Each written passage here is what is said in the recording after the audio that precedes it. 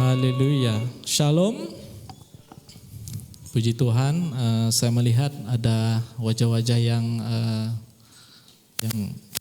beberapa waktu saya tidak nampak atas kesibukan, tapi puji Tuhan kita dapat bersama pada pagi hari ini. Amin. Haleluya. Shalom sekali lagi. Apakah baik-baik semuanya? Adakah masih luar biasa? Sudah berapa lama sudah SPK kita habis itu? Jangan tunggu SPK saja yang dahsyat, luar biasa, yes, itu amin. Namun harus semakin hari semakin excellent di dalam Tuhan, luar biasa. Karena saya suka Yeliel itu, dia katakan dahsyat, luar biasa, yes. Dan dalam Yesus kita luar biasa, bukan karena kuat dan gagah kita. Pujian yang kita naikkan tadi itu cukup sesing dengan hal itu. Dan saya sangat diberkati, terima kasih untuk tim Praise and Worship yang sudah membawakan kita dengan pujian dan penyembahan pada pagi hari ini. Untuk info, Pastor Losius tidak bersama dengan kita pada pagi hari ini karena menerima jemputan pelayanan di luar di KK, dan itu sampai pagi ini, silap saya. Dan kita terus doakan dia juga. Brother Jusli juga tidak bersama dengan kita. Pada saat ini sedang berlangsung juga ibadah di SIB Sungai Yul. Dan jemaat kita di sana juga begitu haus dan lapar, dan mereka cukup bersemangat dari hari ke hari, minggu ke minggu tetap dengan setia beribadah. Nah, kita menyatu di dalam roh kita, biarpun kita berada di tempat yang berbeza, namun kita dipersatukan di dalam spirit kita. Amin. Maka pada pagi hari ini saya ingin membawakan satu tema yang tidak asing lagi bagi kita. Dan ini adalah kesempatan yang cukup berharga yang Tuhan berikan, bukan saja kepada saya tapi kepada kita semua untuk mendengarkannya. Tema ini adalah fokus Kristus. Biasa dengar? Dan ini adalah tema gereja kita pada tahun ini, fokus Kristus. Maksudnya bagi jemaat yang SIB Glo Serdang yang setia beribadah, tema ini sudah kita dengar berminggu-minggu bahkan berbulan-bulan daripada awal tahun ini.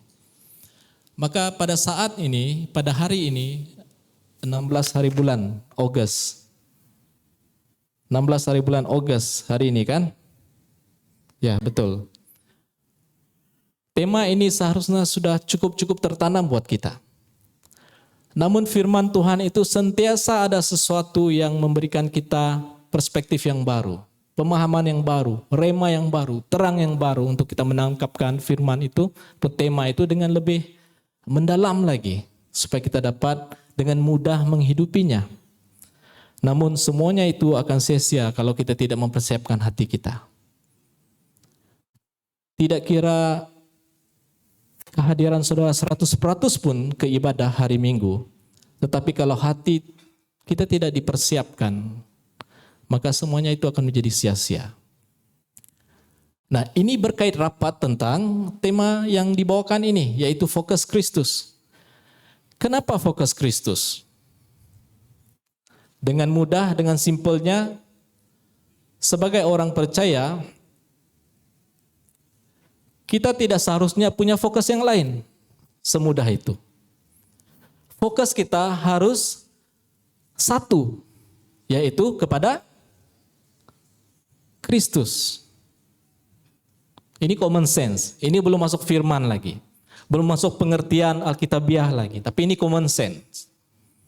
Kalau saudara seorang pelajar, maka fokusmu adalah belajar. Betul? Kalau saudara adalah seorang cikgu, maka fokusmu adalah mengajar. Apalagi banyak contoh kan?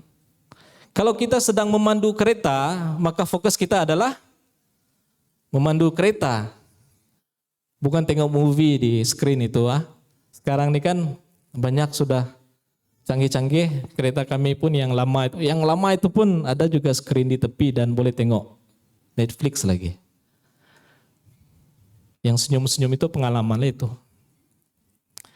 Fokus Kristus, tema ini cukup straightforward buat kita. Dan selama saya beribadah di gereja kita SIB Glo Serdang, tidak pernah kita menetapkan tema-tema yang terlampau susah untuk kita paham. Cukup simple, straightforward, basic, common sense. Fokus Kristus. Karena apa? Kita orang percaya, kalau kita punya fokus yang lain, maaf kata, kita tidak boleh dengan maksimal mengatakan kita adalah orang percaya. Maka hidup kekristenan kita pasti tidak akan maksimal.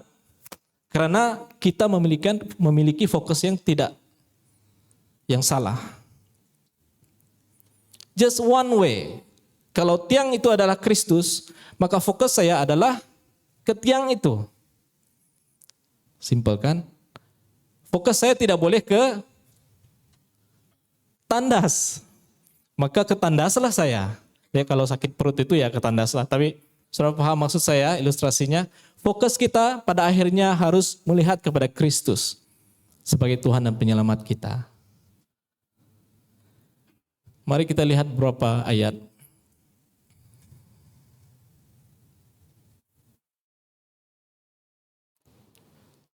Setelah bertahun-tahun saya masih belum pandai guna ini. Matius 24 ayat keempat berkata demikian. Jawab Yesus kepada mereka, waspadalah supaya jangan ada orang yang menyesatkan kamu. Kenapa kita harus fokus Kristus? Kenapa kita harus berfokus kepada Kristus? Nah, ini adalah pesan Kristus sendiri buat murid-muridnya dan kita adalah murid-muridnya. Karena apa? Ada orang yang pada hari ini setiap waktu coba untuk menyesatkan kita. Membuatkan kita tersasar daripada fokus kita. Bila kita tersasar daripada fokus kita, maka kita tidak akan maksimal dalam hidup kekristenan kita. Kata tersasar itu di dalam bahasa aslinya, ini tidak ada dalam nota, disebutkan harmatia. Kalau masih ingat, Pastor Yesus pernah bawakan itu. Harmatia itu maksudnya tersasar. Lost track. Tidak berada pada landasan yang sepatutnya. Nah, pada hari ini banyak hal yang coba membuatkan kita tersasar.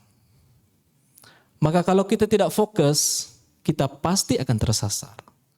Kalau saudara tidak fokus pada hari ini dengan firman Tuhan ini, saudara tidak akan mendapat apa-apa. Maka sia-sialah saudara datang ke gereja ini. Karena firman Tuhan itu saudara tidak dapat tangkapkan. Karena ada hal yang coba membuatkan kita tersasar. Di dalam Yohanes 14 ayat yang ke-6 berkata demikian. Kata Yesus kepadanya, ini adalah kata-kata Yesus kepada salah seorang muridnya yang bertanya, Akulah jalan dan kebenaran dan hidup. Tidak ada seorang pun yang datang kepada Bapa kalau tidak melalui aku. Dua sebab ini, ada banyak sebab lain, tetapi di dalam dua ayat ini sudah cukup kuat untuk membuatkan kita harus fokus kepada Kristus. Yang pertama, pesan Yesus kepada murid-muridnya. Kisah yang pertama ini di dalam Matius 24 ini terjadi ketika mereka naik ke Bukit Zaitun dan berdoa. Ketika itu, Yesus sedang menceritakan, memberikan gambaran bahwa akan terjadi satu perpecahan yang sangat besar. Akan terjadi hal-hal yang tidak baik menurut kehendak Allah akan terjadi. Itu bahkan terjadi di dalam gereja. Yesus berkata, bait Allah ini tidak ada satupun batanya yang itu bertindih antara satu sama lain. Ini di ayat yang sebelum ayat yang ke-20, ayat yang keempat ini. Maksudnya apa? Di dalam bait Allah ini pun akan berlaku satu perpecahan. Bata, susunan bata, bagi bait Allah ini, ilustrasi yang Tuhan Yesus katakan, tidak ada satupun yang bertindih satu sama lain lagi. Semuanya berselerakan, berpecah. Karena apa? Orang-orang yang pernah mengatakan mereka percaya kepada Kristus, tidak lagi meletakkan fokus mereka kepada Kristus. Slowly, sedikit demi sedikit, bait Allah itu hancur. Dan sebelum ayat ini, murid-murid Yesus berminat, tanya, apa jadi Tuhan? Apa jadi Tuhan? Saudara boleh baca sendiri ya. Teks itu cukup panjang. Dan Tuhan Yesus, nasihat pertama dia buat murid-muridnya adalah ini. Jangan kamu ambil peduli hal kerusakan-kerusakan itu. Umpamanya seperti itu. Pesannya adalah ini. Waspada. Waspada. Karena ada ramai orang yang akan menyesatkan kamu. Sebab ada ramai orang yang akan coba membuatkan kamu terpesong daripada fokusmu. Kenapa kita harus fokus kepada Kristus? Yohanes 14 ayat yang ke-6. Satu-satunya jalan untuk kita datang kepada Bapa. Hidup sebagai orang percaya harus berfokus kepada Kristus. Full stop. Kalau kita adalah orang yang meletakkan iman kita kepada Kristus, maka kepada Kristuslah kita harus berfokus. Meletakkan 100% fokus kita. Bukan separuh-separuh daripada fokus kita. Kita teruskan.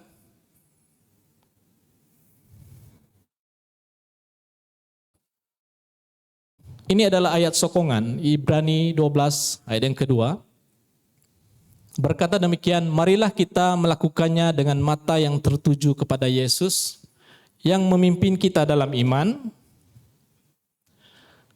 dan yang membawa iman kita itu kepada apa? Boleh sebutkan sama-sama kepada apa? Kesempurnaan. Dan ayat yang seterusnya itu menyatakan bagaimana proses yang Yesus lalui.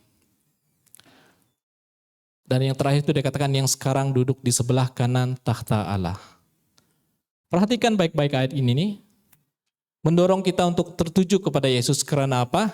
Karena Yesuslah, hanya Yesuslah yang dapat memimpin kita dalam iman. Hanya Yesuslah yang membawakan kita, dapat membawa kita ke dalam iman. Iman yang menuju kepada kesempurnaan. Iman yang perfect. Hanya Yesus yang boleh membawakan kita ke sana. Ini bermaksud ada satu destiny ataupun ada satu tujuan yang Tuhan letakkan buat setiap kita sebagai orang percaya. Pada hari ini iman kita tidak sempurna. It's okay. Sebab itu adalah satu proses. Tetapi kalau kita mengikut Yesus, bergerak bersama Yesus, berfokus kepada Yesus, maka perjalanan rohani kita itu akan menuju kepada, pada akhirnya Yesus katakan apa? Firman dikatakan apa? Kepada kesempurnaan. Tidak ada yang mengatakan, oh ini suatu perjalanan yang mudah. Tidak. It's not easy, but it's not impossible. Kesempurnaan itu adalah sesuatu yang possible. Sesuatu yang mungkin. Boleh terjadi, bahkan pasti akan terjadi kalau kita terus berfokus kepada Kristus. Karena apa? Dia sekarang duduk di sebelah kanan takhta Allah. Dia tahu segalanya.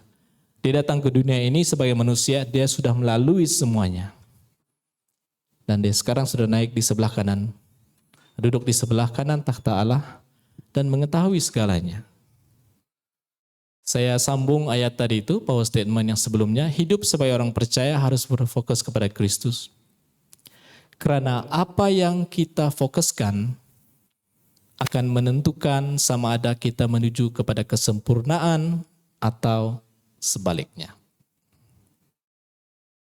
Apa yang kita fokuskan pada hari ini? Apa yang kita, di mana fokus kita pada hari ini? Akan menentukan sama ada kita menuju kepada kesempurnaan atau sebaliknya. Akan menunjukkan kita on the right track atau tidak.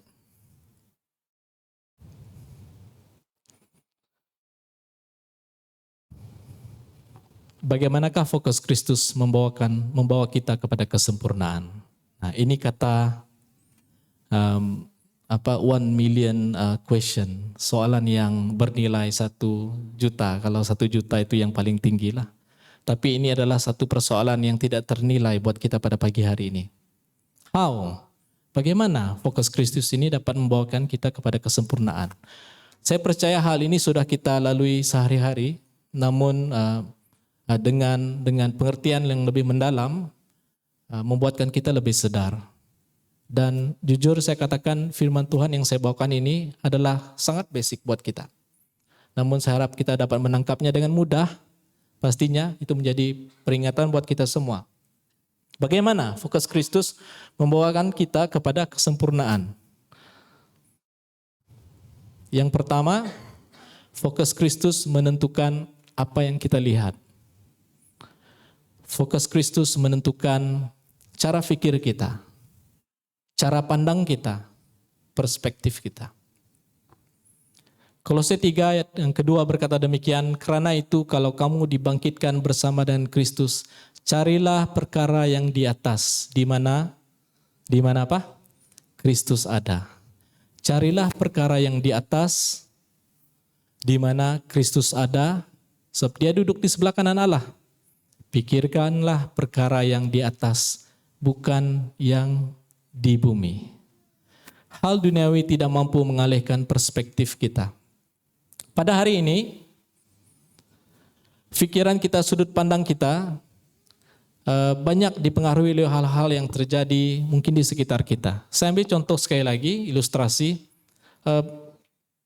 Kalau kita sedang memandu kereta, maka fokus kita harus berada di depan. Amin.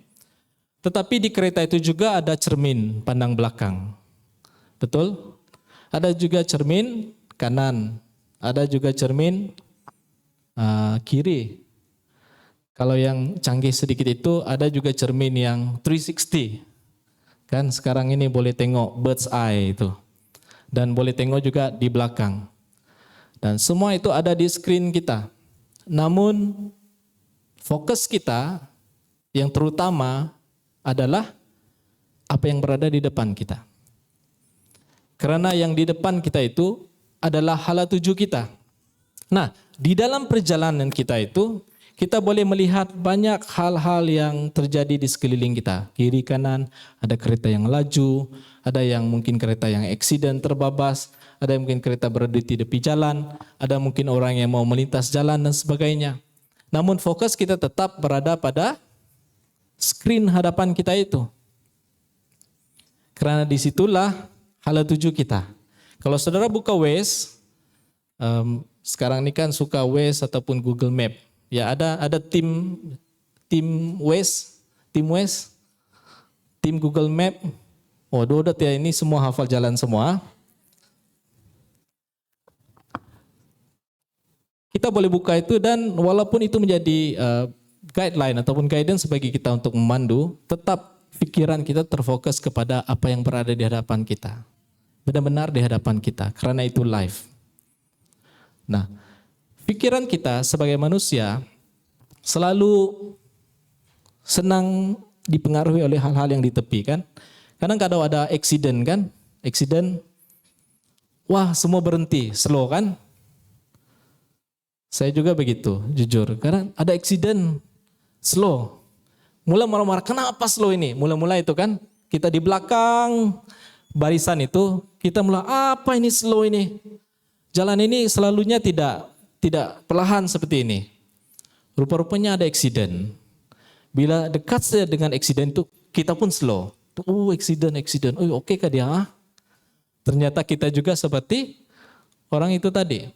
Nah, hal-hal seperti ini membuatkan kita boleh hilang fokus. Bahkan ada satu kali saya pergi kerja, memang ada accident. Lalu di depan kami itu gara-gara mungkin melihat accident itu, mereka pun accident. Terlanggar satu sama lain, jadi sandwich lah mereka. Daripada satu lorong yang accident, jadi dua lorong yang accident. Nah gara-gara itu, wah ramai yang lah semakin frust. Kita sebagai manusia selalu terpancing dengan hal-hal yang sedemikian. Membuatkan kita hilang fokus kita. Tidak melihat hal yang di depan. Hal yang di depan itu harus menjadi keutamaan buat kita. Yang saudara lihat di depan fokus kita. Bolehkah kita melihat hal-hal yang di tepi kita? Boleh. It's okay, tapi itu bukan menjadi keutamaan kita. Hari ini, sebagai contoh Tuhan percayakan kita dengan mungkin pekerjaan kita. Ya, kita punya pekerjaan yang baik, Tuhan berkati. Mungkin ada masalah di tempat kerja. Nah, ada konflik di tempat kerja. Konflik, bukan konfleks. Konflik di tempat kerja. Sehingga ada waktunya kita mulai terpancing dengan hal itu dan kita beremosi tentang hal itu.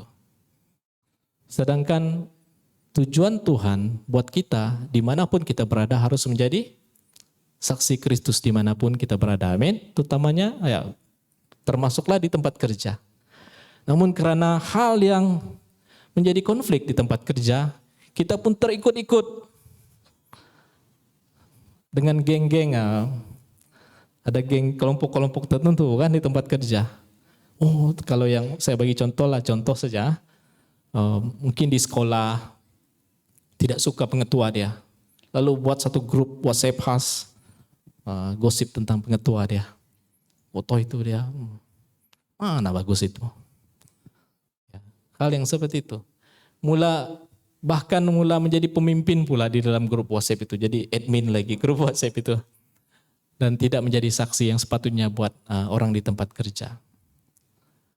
Tempat belajar kita jadilah pelajar yang baik. Spirit of excellence. Tapi ini bukan pula yang dia pula yang mengajak untuk meniru ya di tempat belajarnya. Supaya sekali nanti keluar result dan cikgu cek jawaban semua sama.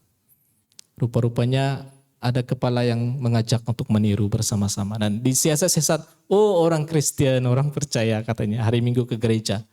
Dan di mungkin di media sosialnya haleluya, haleluya. Tapi rupanya di realitinya itu melakukan hal yang tidak memberkati. Kita mula terpesong, kita punya cara pandang karena hal-hal yang di sekeliling kita. Sebab itu, bila kita berfokus kepada Kristus, sudut pandang kita melihat kepada Kristus, itu tidak bermakna kita harus mengedepikan hal-hal yang lain. Kalau saudara punya tuntutan kerja, itu memerlukan tuntutan kerja, berhikmatlah dalam hal itu, kalau perlu bekerja pada hari Minggu. Jujur saya pun kadang-kadang bekerja pada hari Minggu. Berhikmatlah terhadap hal itu. Ya. Dan pelajar juga kadang-kadang ada exam di hari Minggu. Tidak mungkinlah kamu, saya anak Tuhan, saya pergi ke gereja, lalu tidak pergi examnya. Gagal terus, extend saja. Berhikmatlah di dalam hal itu. Namun di dalam semuanya itu, di dalam Kolose ini, kata yang ataupun di ayat yang seterusnya itu, satu ayat yang cukup kita kenali. Kolose 3:23, amin. Apa itu? Boleh bacakan sama-sama? Kolose 3:23.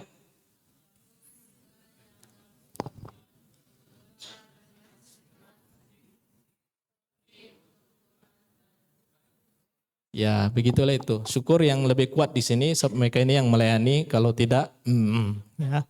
Tapi ini adalah ayat yang memang harus menjadi salah satu ayat yang tertanam dalam kehidupan kita supaya orang percaya.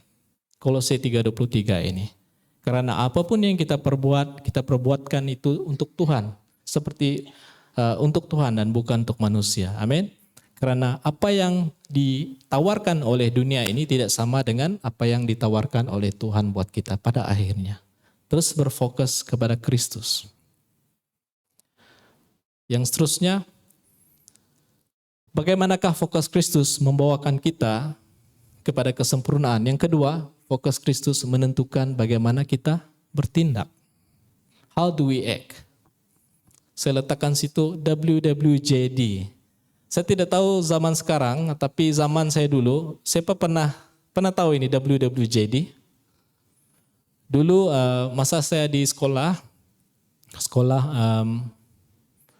menengah, ada banyak produk ataupun merchandise Kristen yang dia tulis itu WWJD. Itu rantai, bracelet. Kadang-kadang itu masa itu masih belum ada Alkitab elektronik. Kita masih guna Alkitab physical dan penanda Alkitab itu pun WWJD. WWJD ini adalah What Would Jesus Do? Pernah dengar ya? Ada yang angguk-angguk begini. Mungkin ya sebayalah kita itu. Apa yang Tuhan Yesus lakukan? Nah, di dalam segala situasi yang kita hadapi, tanyakan ini, what would Jesus do? Apakah tindakan Yesus, apakah respon Yesus terhadap hal ini? Dan apakah respon yang saya ambil sejajar dengan respon Kristus terhadap hal tersebut? Matius 14:28-29 berkatakan demikian.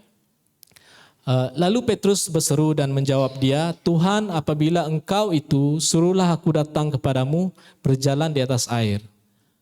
Kata Yesus, datanglah. Maka Petrus turun dari perahu dan berjalan di atas air mendapatkan Yesus.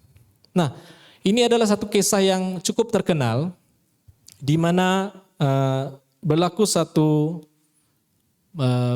miracle, keajaiban yang tidak boleh dijelaskan oleh hukum fisik. Karena Petrus sebagai tubuh fisikal berjalan di atas air. Kalau Yesus itu kita boleh faham karena dia adalah Tuhan. Dan dia boleh melakukan apa saja, termasuklah berjalan di atas air. Namun di dalam kejadian ini, Petrus seorang manusia biasa seperti saudara dan saya, berjalan di atas air. Semuanya bermula karena apa? Karena ketika Petrus melihat Yesus, sebelum itu mereka ingat Yesus hantu. Betul? Di dalam ayat ini secara keseluruhannya ataupun secara penuhnya mereka ingat Yesus itu adalah hantu. Dan mereka berteriak, hantu, hantu. Namun Yesus katakan, aku ini, jangan takut. Lalu Petrus ini sebagai seorang murid yang cukup vokal dan dia tanya, Tuhan, kalau itu engkau, suruhlah aku datang kepadamu. Berjalan di atas air. Petrus mau tes Yesus. Dan Yesus katakan cukup simpel, datanglah. Maka Yesus turun dari perahu itu dan berjalan di atas air.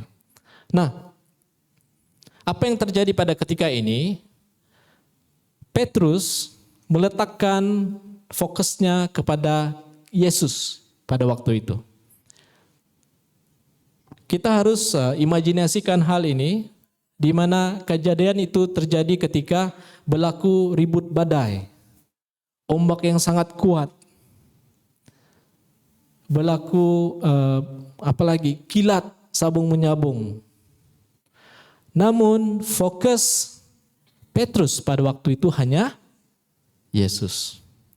Sehingga dia berdialog dengan Yesus, berkata demikian. Mungkin murid-murid yang lain pada ketika itu masih sibuk pegang mana-mana yang mereka dapat pegang supaya mereka tidak jatuh daripada perahu itu. Supaya mereka dapat tempat yang stabil. Walaupun mereka melihat ada Yesus di sana. Fokus mereka ialah supaya mereka tidak jatuh. Melakukan dengan kekuatan mereka sendiri. Tetapi Petrus tidak, bahkan dicabar Yesus. Suruhlah aku datang kepadamu. Ini adalah satu tindakan yang akan keluar daripada kita secara otomatik kalau kita berfokus kepada Kristus. Ada satu tindakan aktif daripada kita. Kalau kita berfokus kepada Kristus dan kita yakin bahwa itu adalah Kristus yang berada di hadapan kita, maka kita boleh melakukan tindakan-tindakan, punya kekuatan, punya kemampuan untuk melakukan tindakan yang sedemikian. Dimulakan dengan keinginan kita. Petrus berkata kepada Yesus, suruhlah aku. Dia minta izin dulu. Dia minta confirmation. Nah, ingat hal ini, kadang-kadang kita ini mau melakukan sesuatu yang besar-besar, tetapi tidak ada confirmation bahwa itu adalah daripada Tuhan. Wah, saya mau buka bisnis yang besar-besar ini. Saya resign 24 jam daripada kerja saya buat bisnis. Apa jadi? Saya lihat satu statement baru-baru ini. Begitulah dia katakan lebih kurang begini. Ini adalah tips sebagai seorang yang entrepreneur, dia bilang. Apa itu? Seorang yang membuka bisnis di mana saya daripada gaji saya 12.000 satu bulan, pada akhirnya saya berjaya mendapatkan gaji sebanyak 1.200 satu bulan. Dengan kata lain, dia gagal rupanya. Nah, ternyata itu karena apa? Tidak ada confirmation. Segala apa yang saudara lakukan pada hari ini, itu bagus kalau kita punya cita-cita yang besar. Saya mau melakukan hal yang besar dalam hidup saya. Saya melakukan hal yang ini, walaupun tujuan kita, intention kita itu cukup baik. benar. Oh, saya mau bantu gereja. Saya bantu keluarga saya. Sehingga saudara melakukan ambil satu langkah yang besar. Namun tanpa confirmation daripada Tuhan, datanglah itu, maka itu juga salah. Apa yang saya ingin sampaikan pada hari ini, di poin ini ialah ini. Ketika saudara fokus kepada Kristus, saudara pasti akan dapat melihat hal-hal yang seperti ini. Kesempatan-kesempatan yang seperti ini. Yang tidak punya logiknya sebenarnya. Bagaimana mungkin seorang manusia boleh berjalan di atas air? Tidak mungkin. Namun di kesempatan yang Petrus jumpa, dia hadapi pada waktu ini, dia tes. Suruhlah aku datang kepadamu. Setelah itu, dia turun dari perahu. Ada tindakan aktif daripada Petrus. Tindakan kita tidak dipengaruhi oleh emosi atau keadaan, tetapi didorong oleh potensi kita di dalam Kristus. Kalau Petrus bergantung kepada emosi dan keadaannya, kejadian ini tidak akan terjadi. Mukjizat ini tidak akan terjadi, amin. Kita tidak akan melihat ataupun membaca kisah ini, ada manusia berjalan di atas air.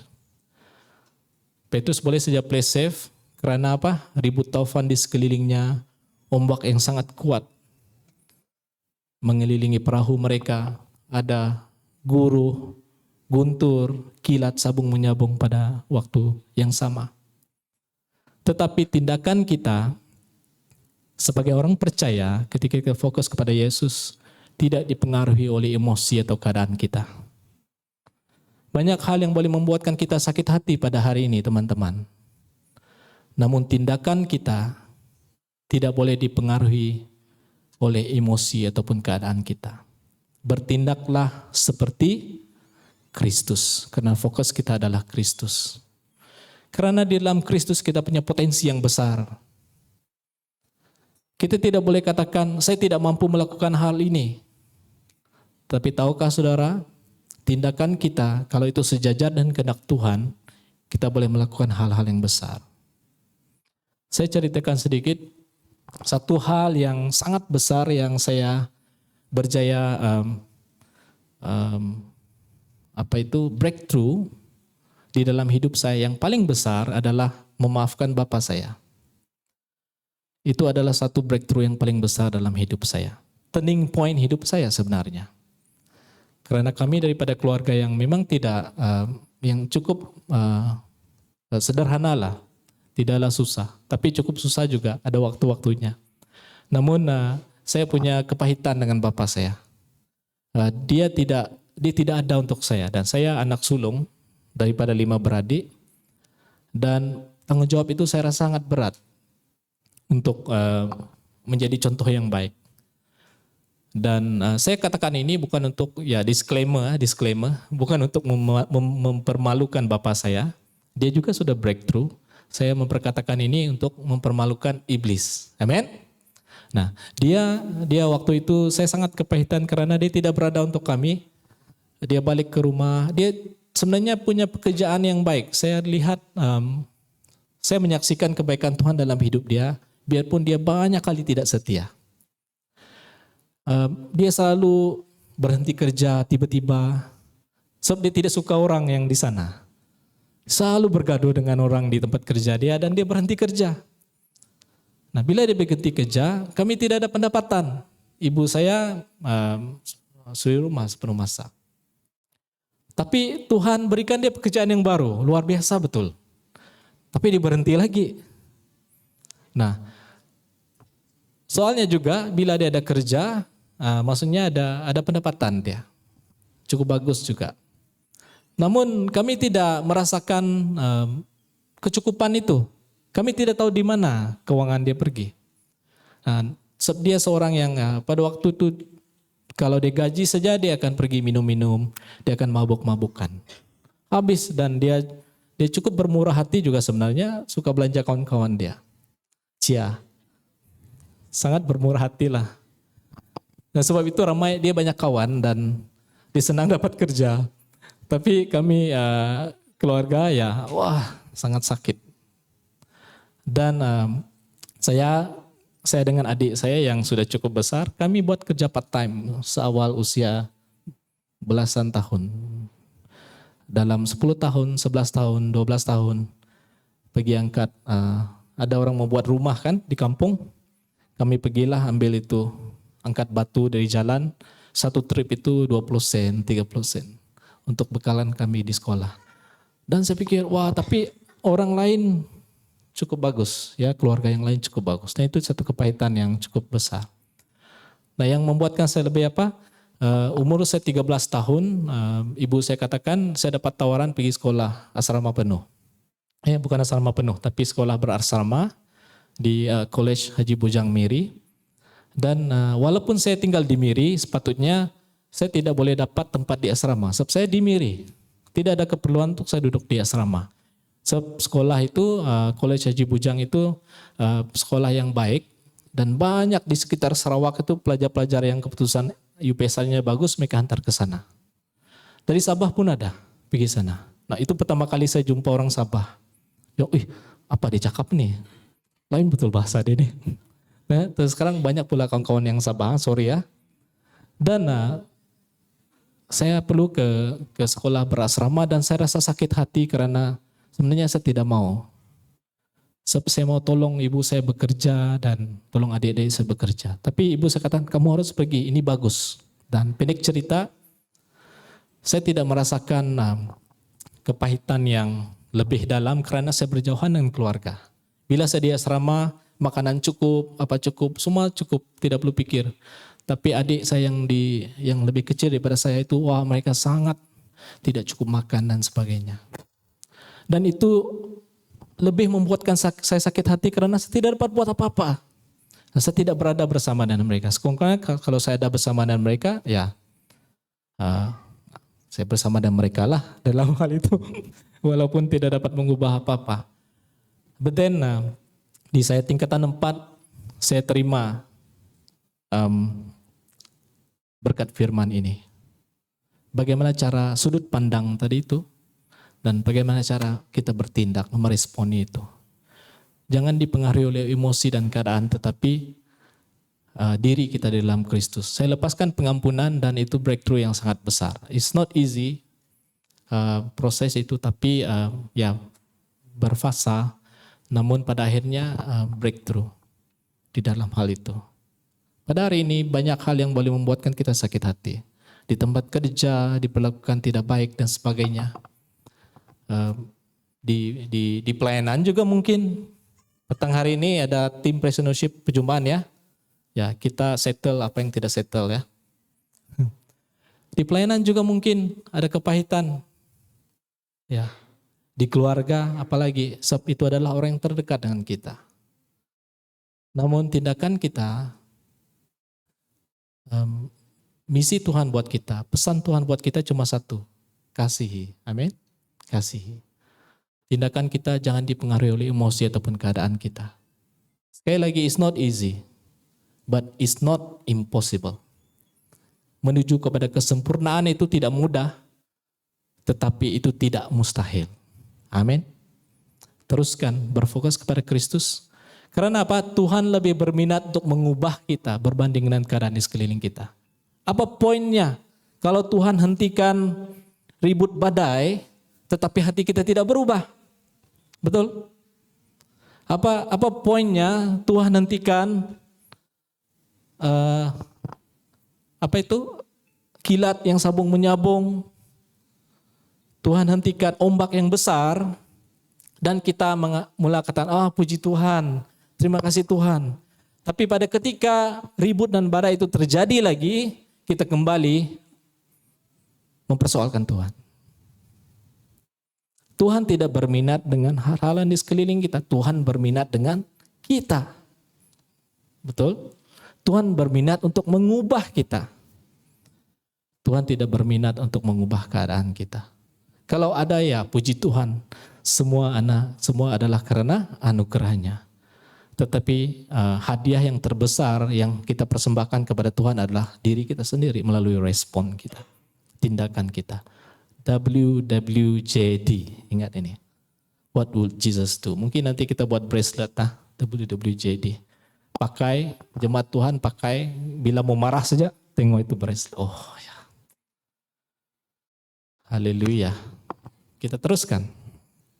Yang ketiga, bagaimana fokus Kristus membawa kita kepada kesempurnaan? Fokus Kristus menentukan sejauh mana kita terus bertahan. Ibrani 12:2 berkata demikian, segala perkara dapat kutanggung dalam Dia yang memberi kekuatan kepadaku. Oh, ini ayat yang favorite sekali nih kalau masa susah. Kalau aduh Tuhan bagaimana ini? Oh, cari dulu ayat tuh. Apa sudah ayat itu?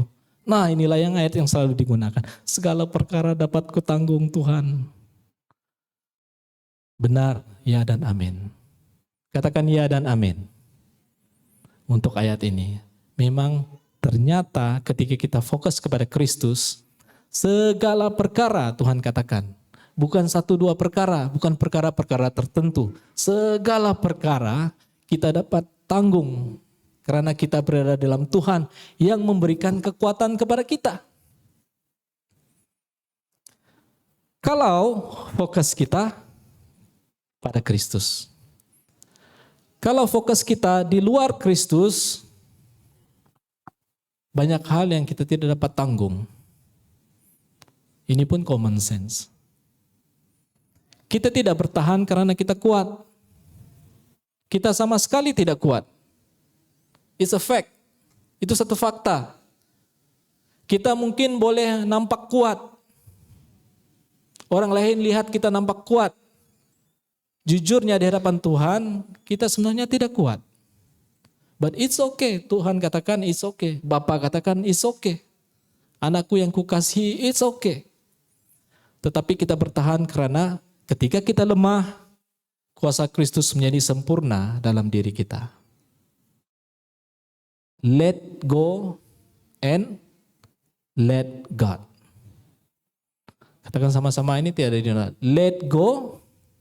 Sama-sama, let go, let God.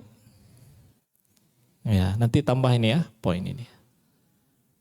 Lepaskan semuanya itu biar Tuhan yang bekerja. Turun tangan biar Tuhan yang take over hal itu. Bertahan sehingga akhirnya itu adalah sesuatu yang pada akhirnya menjadi jawaban kepada bagaimana kita terus fokus kepada Kristus. Karena saudara lihat kata-kata Yesus yang pertama tadi berceritakan tentang bahkan bait Allah pun dia katakan akan hancur. Itu menunjukkan bahwa apalagi di luar sana orang yang tidak mengenal Tuhan, orang yang tidak meletakkan pengharapan mereka kepada Tuhan, mereka lagi hancur-hancuran. Tuhan Yesus katakan pada waktunya, ada waktunya nanti bahkan bait Allah sendiri pun akan hancur. Dia menceritakan tentang bagaimana seriusnya keadaan itu kalau kita tidak meletakkan fokus kita pada tempat yang betul. Nah, kita tidak bertahan karena hal ini. Kita terasing daripada hal ini karena fokus kita harus tetap kepada Kristus yang menjadi sempurna dalam diri kita.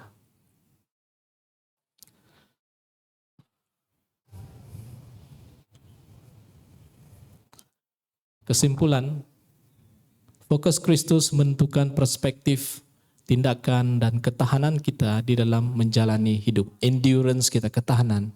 Saya tambah sedikit poin yang terakhir itu. Hidup kita ini umpama satu, bukan perlombaan 100 meter, 200 meter. Kalau di dalam perlombaan 100 meter, 200 meter, itu yang dapat hadiahnya tempat 1, 2, 3 saja, betul? Kita ini sebenarnya di dalam satu perlombaan maraton. Saudara tahu maraton? Maraton itu dia tidak lihat, ya dia hargai juga siapa nomor 1, nomor 2, nomor 3 dan sebagainya. Tetapi dia melihat kepada siapa saja yang menghabiskan perjalanan itu di dalam waktu ditetapkan akan mendapat hadiah. Ini adalah satu perlombaan yang panjang, teman-teman.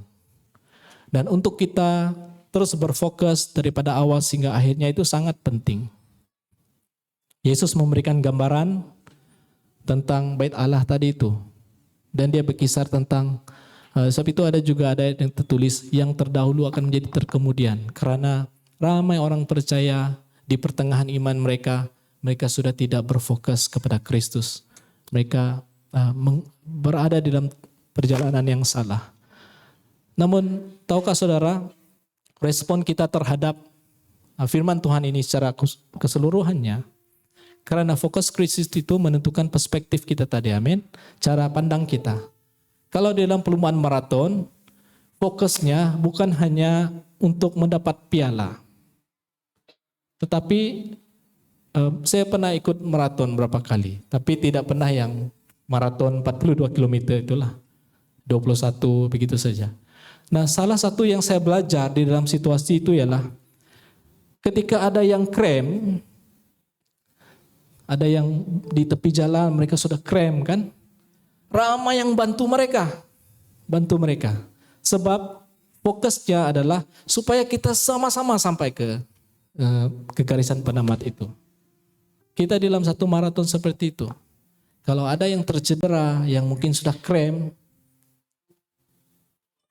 respon kita, perspektif kita terhadap mereka ialah membantu mereka juga sampai ke garisan penamat itu. Nah, ini berkait rapat dengan tindakan kita. Sangat mengerikan bila saya membaca ayat yang pertama itu, Yesus memberikan gambaran. Ini kejadian di Bukit Zaitun itu terjadi hanya beberapa jam sebelum Yesus ditangkap dan dihadapkan di pengadilan lalu disalibkan.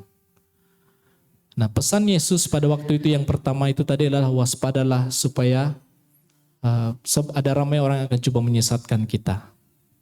Di dalam hal ini Tuhan Yesus memberikan gambaran buat murid-muridnya, respon kita supaya orang percaya itu bagaimana dalam hal ini. Terus berfokus kepada Kristus, ubah perspektif kita. Melihat teman-teman yang mungkin berjauhan daripada Tuhan, saudara kita, keluarga kita, mungkin di tempat kerja kita, klik kita, menentukan tindakan kita. Pertama-tama perspektif kita, cara kita melihat mereka, mengasihi mereka terus-menerus. Kemudian melalui tindakan kita, mendampingi mereka. Karena itu juga akan berbalik kepada kita sendiri. Dan pada akhirnya ketahanan kita.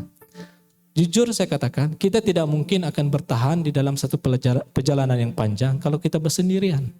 Amin. Kita perlu ada teman-teman yang bersama dengan kita. Nah, jangan heran teman yang tadinya cedera itu pada akhirnya nanti di depan dia yang bantu kita. Dia yang pada akhirnya akan bantu kita. Nah, memang itu terjadi masa saya lari 21 km tahun lepas. Saya bantu seorang ini dan di depan itu dia pula bantu saya. Dia pinjamkan itu minyak panas itu. Hal itu terjadi dalam kehidupan kita. Persoalan yang wujud selalunya dalam hati kita ialah ini. Saya mau berlari seolah-olah itu adalah 100 meter. Tidak. Itu adalah satu maraton di mana kita semua boleh menang. Amin. Dengan teman-teman yang bersamaan kita, keluarga yang bersamaan kita. Kekal fokus kepada Kristus adalah satu-satunya jalan untuk kita sampai kepada tujuan Allah bagi hidup kita, yaitu kesempurnaan. There's no other way. Tidak ada jalan lain untuk kita mencapai kesempurnaan itu kalau kita tidak meletakkan fokus kita pada Kristus. Dalam beberapa waktu ini baru saya dapat tahu beberapa jemaat kita eksiden kan. Si Cecilia eksiden beberapa bulan yang lepas, kereta dia total loss. Dia langgar belakang lori yang sedang parking di tengah jalan karena lori itu rosak dan hujan, waktu itu hujan dan tidak nampak, dan dia dengan visual yang tidak kelihatan, tidak berapa jelas, dia langgar di sebelah kanan lori itu, jadi sebelah kiri dia kereta dia memang hancur. Syukur dia tidak apa-apa. Walaupun pada waktu itu ya memang dia melihat ke depan, saya tidak rasa dia tengok movie lah yang di kereta itu. Dan ada satu istri Brother Rudy juga ya accident, juga total loss kereta mereka. Dan ini berkait lapat dengan ya fokus Kristus itu bukan juga kadang-kadang itu hal di sekeliling kita yang terjadi di luar kawalan kita bukan menjadi fokus utama kita. 2 minggu lepas saya juga accident dan kereta kami baru 4 bulan. hancur semua di depannya. Tapi syukur kebaikan dan kemurahan Tuhan, anugerah Tuhan saya berada di sini pada hari ini. Dan pada waktu itu jujur cuma slow saja, baru balik kerja. Slow, tenang-tenang, ya. Sambil nyanyi-nyanyi kan. Tidak dalam berapa 60 saja begitu. Sudah lepas kerja. Tiba-tiba satu kereta di depan tepi, pergi langgar saya. Wah, saya katakan apa ini? Dan saya black out sekejap, bangun. Saya lihat, oh semua oke, buka pintu, keluar. Pertama saya tanya Tuhan, saya ingat anugerah Tuhan, kemurahan Tuhan itu saja. Pertama saya lakukan ialah, saya pergi kepada driver itu, saya tanya, kamu oke kah? Dan orang lain sudah mulai datang dan mulai marah-marah dia. Dan dia pun marah saya. Dia mempersalahkan saya. Adalah argumen-argumen dia. Dan tapi puji Tuhan semua oke. Itu adalah anugerah dan kebaikan Tuhan. Ini berbicara tentang apa? Kadang-kadang kita begitu fokus juga, namun hal-hal di sekeliling kita yang kita tidak dapat kawal itu hal yang terjadi demikian. Namun apakah tindakan kita, apakah kita terus bertahan di dalam iman kita, meresponi seperti yang Tuhan Yesus mau buat kita. Jujurnya saya beritahu dia syukur, saya mengucap syukur. Karena apa? Kereta dia lebih kecil daripada kereta saya. Dipakai Asia. Kalau dipakai kereta yang lebih besar, ya mungkin saya bersama Bapak di surga. Bagus juga kan? Ya. Namun puji Tuhan, semuanya baik dan ketika mempersiapkan ini, saya relate hal itu. Pertama, dalam beberapa waktu saya mempersiapkan ini, saya ditegur tentang utamanya ya ketiga hal inilah. Sudut pandang saya terhadap orang yang bersalah kepada saya. Beberapa waktu ini ada banyak cabaran jujurnya, namun Tuhan menegur. Dan juga tindakan, ada juga beberapa tindakan yang saya tidak bangga dengan diri saya, jujur. Saya berada di depan ini sebagai teman-teman yang tidak sempurna. Sama seperti saudara saja, cuma Tuhan berikan kesempatan untuk berkongsi hal ini. Namun menjadi pengajaran untuk saya harap memberkati kita juga. Untuk kembali realign, fokus kepada Kristus. Di tempat kerja, banyak hal yang membuatkan saya rasa saya betul-betul ada itu terang-terangan untuk menolak tepi begitu kan. Namun saya berdoa. Dan beberapa minggu yang lepas, Pastor Seno datang dengan tim dia. Saya didoakan satu perkara yang satu perkataan yang keluar daripada doa itu yang saya tangkap ialah dia doa begini, Hendrius kamu harus reposition, dia katakan, reposition. Kamu harus mengubah posisi kamu. Dan saya pikir, oh ya, mungkin ya baru saya evaluasi ternyata saya tidak berada di posisi yang betul, sudah yang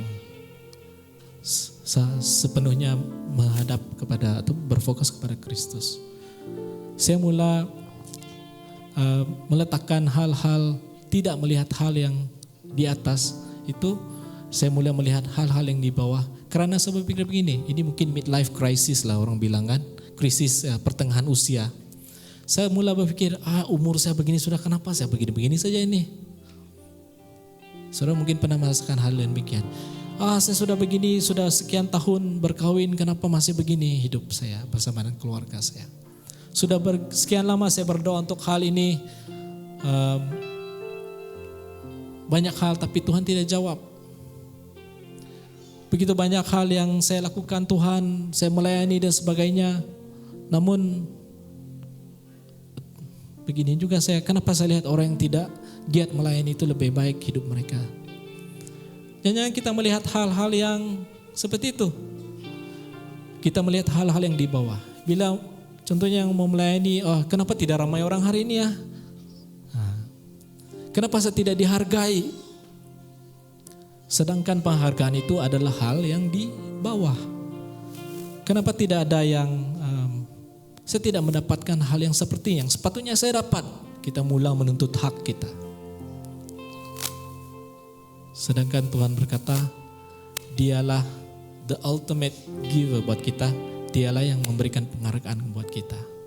Bukan kita menuntut, kenapa Tuhan Dia tidak hargai saya? Sedangkan Tuhan kata, itu urusan Dia dengan saya. Saya akan menghargai kamu kalau kamu tetap berfokus kepadaku, kata Tuhan. Tetapkan fokus kita ke hadapan Tuhan. Kekal fokus kepada Kristus, karena itu adalah satu-satunya jalan untuk kita sampai kepada tujuan Allah bagi hidup kita, yaitu kesempurnaan. Sekali lagi, kesempurnaan ini bukan untuk kita pada hari ini, tetapi satu destiny buat kita yang boleh sampai, yang possible, yang Tuhan janjikan buat kita. Bukan sesuatu yang mustahil, bukan sesuatu yang kita selalu bagi alasan begini, Tuhan, ya saya respon saya begini karena saya manusia saja. Memanglah kau tuh manusia. Nah, keluar sudah kau. Memanglah kita ini manusia. Karena Tuhan meletakkan emosi di hati kita. Namun itulah Tuhan mengajar kita berfokus kepada Kristus. Segalanya, perspektif kita, sudut pandang kita, tindakan kita, dan endurance kita di hadapan Tuhan itu ditentukan oleh di mana fokus kita pada hari ini. Pertanyaan buat kita pada hari inilah ini. Di mana fokus kita pada hari ini? Di mana fokus kita pada hari ini? Adakah lebih kepada hal-hal yang di sekeliling kita atau tidak? Mari kita berdiri bersama. Mungkin kita nyanyi lagu yang terakhir itu saja, Anugerahmu. Satu pujian yang boleh kita angkatkan sebagai cara kita meresponi firman ini.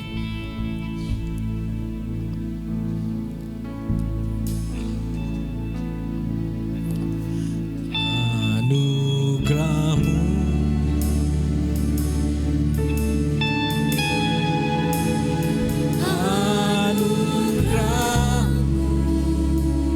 semua karena anugerahmu Tuhan. Semua karena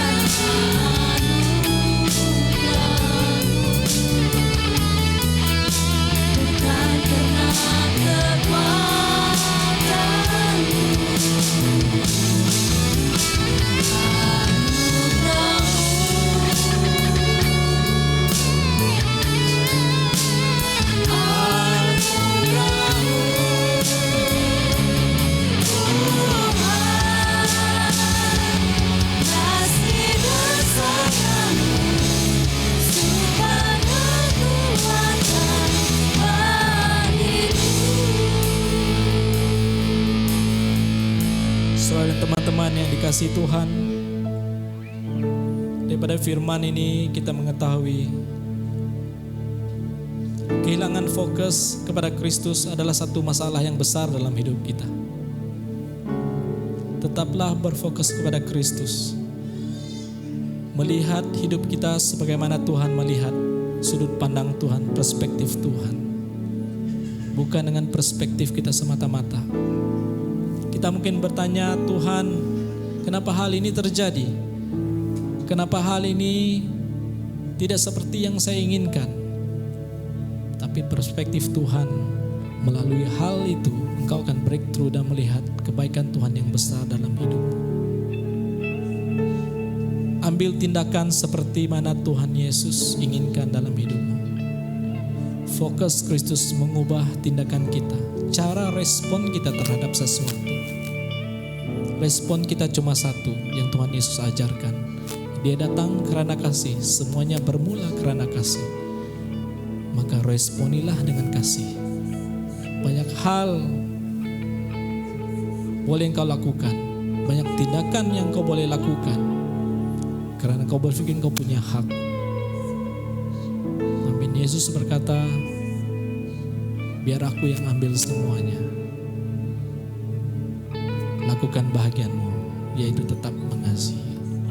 Respon seperti mana Yesus inginkan engkau meresponi. Fokus kepada Kristus di dalam hal ini. Demikian juga semakin kuat kita respon kepada Kristus, berfokus kepada Kristus, semakin kita setia dalam perjalanan rohani kita. Ketahuilah, itu membuatkan kita semakin fit di dalam Tuhan, sehingga kita terus berlari, sehingga pada akhirnya di penghujung larian itu Tuhan Yesus menantikan kita dengan memberikan yang Dia janjikan, yaitu kesempurnaan iman.